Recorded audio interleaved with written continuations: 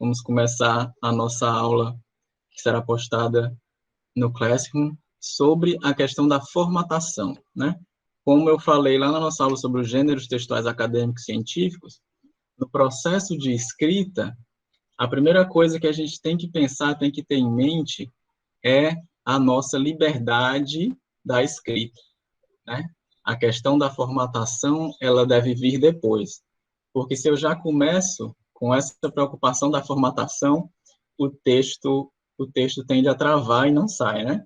Tanto é que existe até uma estratégia norte-americana aí que eles falam, acadêmica, tá? De que eles chamam de free writing, que é começar o texto com uma escrita realmente livre, soltando no papel tudo que vier à mente a respeito daquele tema que a gente vai trabalhar, para 15 minutos, 20 minutos ali de reflexão sobre que tema é esse que eu estou pesquisando, que eu estou trabalhando, e vai para o papel, sem preocupações gramaticais e de formatação, deixando sair o que vier à mente, para depois trabalhar esse texto.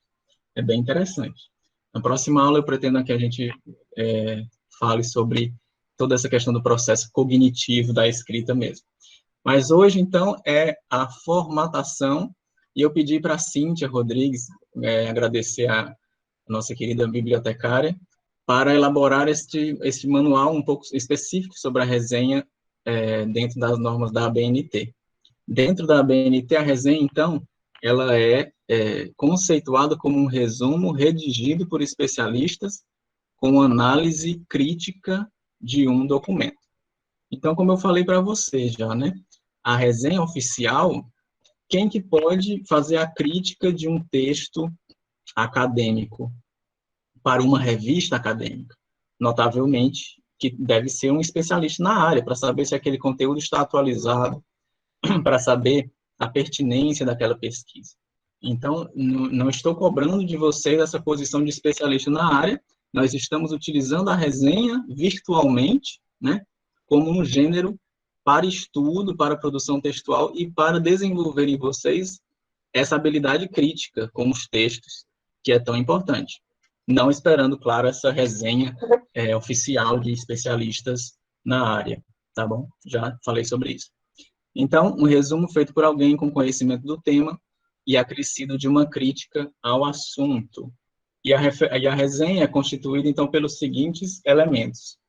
Uma referência do documento, como eu já mostrei para vocês, né? Começar com aquela referência ao livro, à edição que vocês estão trabalhando, exceto quando essa resenha se encontrar no próprio documento, né? No meu caso, se a resenha estivesse dentro do próprio livro, eu não precisaria fazer esta chamada da referência. Sugere-se, então, que a resenha comece, e nós já sugerimos isso também, pelo autor, credenciais do autor. Um parágrafo que dispõe as informações pertinentes sobre o autor, como nacionalidade, formação acadêmica, experiências profissionais, publicações. Vocês veem que aqui, como ela está trazendo da ABNT, o foco é a resenhas científicas sobre obras acadêmicas, né? No nosso caso, a gente tem outras variáveis, aí, obras literárias também, então não faz tanto sentido ficar falando da formação acadêmica do José de Alencar, né? É um outro contexto. E como a gente sempre fala, né? O gênero, ele tem uma estrutura, mas ele tem também a sua relativa estabilidade, né? Nós temos a estrutura, e quanto melhor eu conheço essa estrutura, melhor eu consigo me movimentar também dentro dela.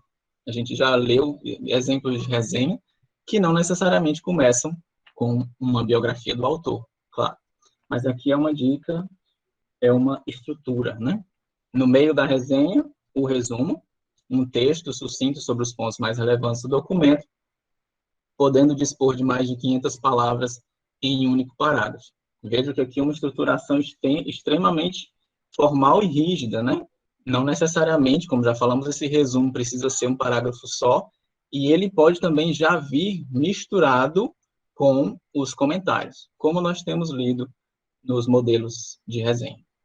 E, claro, a apreciação, a avaliação da obra, em que o resenhista tece críticas sobre o valor e alcance do assunto barra documento. Perfeito. Aqui, um resumão. E aí, o que nos interessa mais hoje é essa questão da formatação do texto, da página. As margens do texto devem ser de 3 centímetros na esquerda e superior e 2 centímetros na direita e inferior. Essas margens do trabalho da página são padronizadas, 3 centímetros, esquerda e superior, e 2 centímetros na direita e inferior. Já eu mostro para vocês como fazer isso no Google Docs, para a gente colocar a mão na massa mesmo, né? O cabeçalho deve ser centralizado, contendo o nome da instituição de ensino em caixa alta e negrito, o título da resenha com identificação do texto resenhado, o autor da resenha, os autores, no caso, né, a equipe, o objetivo do trabalho, trabalho apresentado como requisito para aprovação na disciplina de leitura e produção textual, etc. Local e data. O texto deve ser escrito em fonte Times New Roman ou Arial 12. E as entrelinhas devem ser de 1,5 com o texto justificado. Então, nós falamos na aula passada, essa referência completa da obra, até já colocamos nos textos em que trabalhamos, né, autor, título, subtítulo, se houver, edição, se houver, local, editor e data, sempre colocando a edição que vocês estão trabalhando, tá? No caso de equipes, se vocês estiverem trabalhando com edições diferentes, vocês precisam chegar a um consenso, qual vai ser a edição que vocês vão citar, porque no caso, se um aluno tem um livro, o outro tem outro livro, se vocês forem citar uma parte do texto, em um livro pode estar numa página 45, no outro na 46 ou 47, dependendo da formatação do livro. Então, prestem atenção nesses pequenos detalhes, porque são importantes, né? Você pensar em fazer uma referência exata e depois essa página estar correta com a edição que você está citando. Então, a Cíntia fez aqui também mais um textinho para ajudar vocês, retomando muitas coisas que já trabalhamos. Primeiro parágrafo, focar em falar sobre o autor.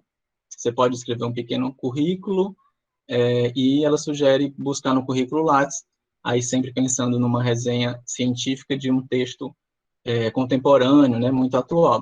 Nos parágrafos seguintes, você deve descrever algumas informações básicas sobre o texto, como, por exemplo, aqui ficam algumas dicas que vocês podem acrescentar na resenha de vocês, ou muitas coisas já estão, né?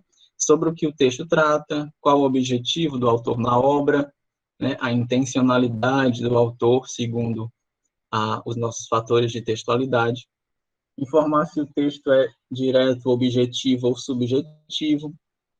Isso é uma coisa interessante para a gente pensar, descrever se é científico ou não, né? Por exemplo, num texto como o do Rubem Alves, né, que ultrapassa vários limites de gênero, né? O que é o texto do Rubem Alves? É literatura? É ciência? É psicanálise?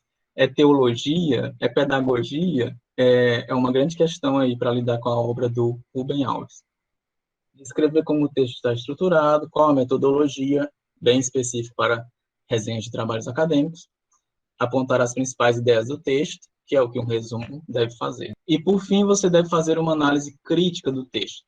Essa é a parte mais importante da resenha, onde vocês vão colocar a sua opinião de forma fundamentada, observando se ele é de fácil compreensão, ou seja, vocês podem colocar a questão da leitura, né, se foi um livro de fácil compreensão ou não, que contribuição esse texto trouxe para a sua área de estudo, se o texto é bem fundamentado ou não, qual é o público ideal para o texto, etc. Isso aqui é bem importante, eu já falei para vocês. Tentem buscar falar de pontos positivos e negativos do texto analisado. Por mais que algumas obras que estejamos analisando sejam clássicas, nós podemos fazer crítica a textos clássicos. É um exercício de pensamento.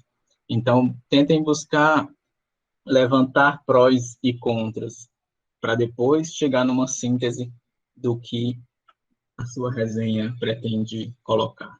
Então, vamos aqui, para colocar a mão na massa, citação de citação. O que é? é a transcrição de um texto retirado de uma obra em que um autor cita outro texto. Não é aconselhável seu uso, devendo-se deixar esse recurso apenas para quando o texto original citado pelo autor lido for de difícil acesso ou impossível acesso, o que é um caso raríssimo hoje em tempos de internet. Na verdade, eu consigo achar facilmente todos esses textos que são citados na monografia. Mesmo ela não tendo feito a referência correta, eu consigo achar esse texto simplesmente colocando o título dele no motor de busca. Eu já testei fazer isso aqui, ó. Esse da Anaxuel Fernando da Silva. Rubem Alves, uma trajetória de gestos poéticos. Como que eu cito um texto apenas assim no meu trabalho? Não posso, né? Que revista ele foi publicado? Quando? Né? E até tem um outro probleminha aqui, que é colocar o autor como sendo da Silva, tá? O autor nunca é da Silva, é apenas Silva. Então, Maxwell Fernando da ponto Silva. Rubem Alves, uma trajetória de gestos poéticos, Maxwell Fernando da Silva. Na própria revista, gente, está dizendo aqui como que eu cito esse texto. Silva, não é da Silva, é Silva. AF da tarará, tarará, revista Interledger, número 8, de 7 de dezembro de 2013. Então, está aqui a referenciação. Está aqui, livre para todos, o texto original. Então, eu preciso ir, se eu quero citar alguém que eu descobri a partir de uma monografia, claro que eu posso fazer referência tanto à monografia para para ter sinceridade e ética em mostrar por onde eu caminhei, por onde a minha pesquisa caminhou, trilhou. Eu trabalho com a monografia também, mas eu preciso ir atrás dos originais. Sabe por quê? Porque uma citação dentro de outro texto sempre vai estar dentro de um contexto específico, ou seja, a autora da monografia utiliza aquela citação para comprovar alguma coisa, mas quando eu vou para o original, você pode ver que, na verdade, talvez o autor nem estava dizendo exatamente aquilo, porque uma citação descontextualizada pode dizer outra coisa, inclusive. Então, fica esse alerta, né, sobre a necessidade de, na academia, irmos buscar os originais das nossas leituras. Vocês vão ver que é um trabalho, inclusive, bastante enriquecedor, né? Buscar essas fontes, tá? Agora, sim, se eu vou realmente fazer uma citação da citação, porque eu não achei o original, como que isso é feito? Olha aqui. Deve-se utilizar a expressão apud, citado por. E, em seguida, o nome do autor que se citou o primeiro. Olha, traz um exemplo. O documento em mãos desse autor é o Silveira. O Silveira, 2008, na página 20, citou o Ramos, 2005. Olha aqui. Então, eu trago a citação direta e digo Ramos, 2005, não cito a página, porque eu não li o Ramos. Apud, Silveira, 2008, página 20, porque quem eu li foi o Silveira. Tá? Então, esse é um modo de fazer uma citação da citação oficialmente, apesar de não ser recomendável, a não ser em casos extremos, tá? Abraços, fiquem com Deus.